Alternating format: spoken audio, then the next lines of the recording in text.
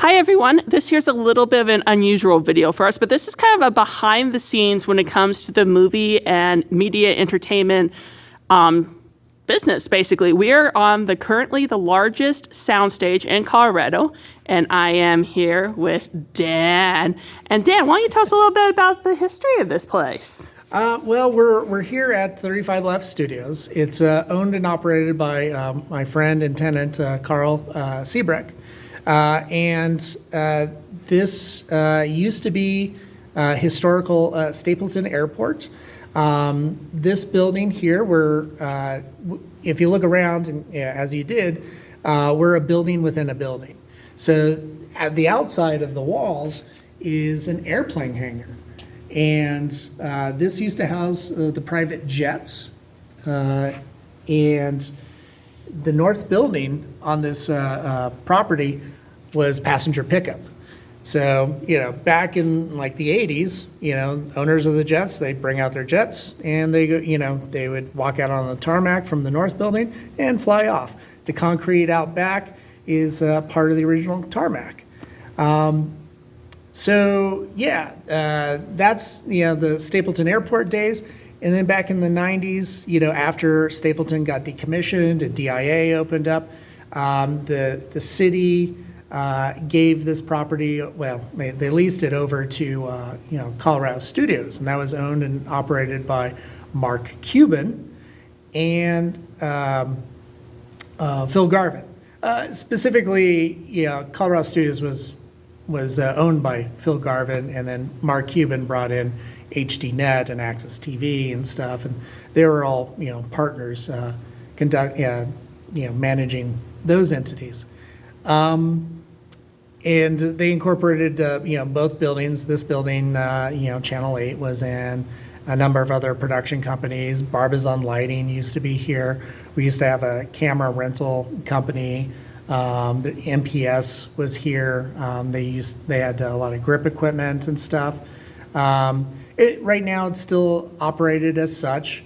Unfortunately, Access TV has since moved out, and things are kind of quieting down a little bit. But we still do a lot of TV, commercial, and a little bit of film production here as well.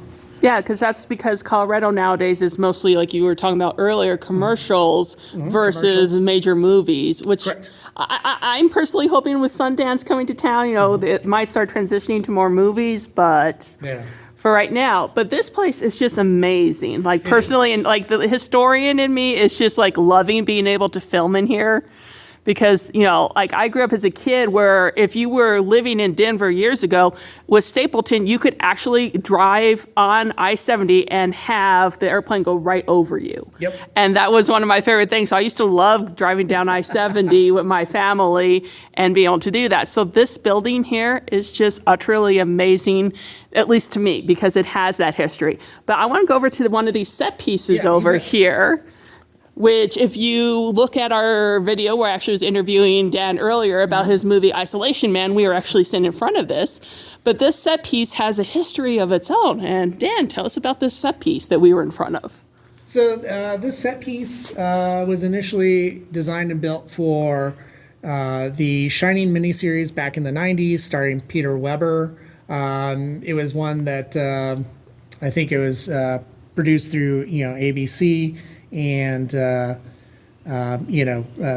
Stephen King was in great support of.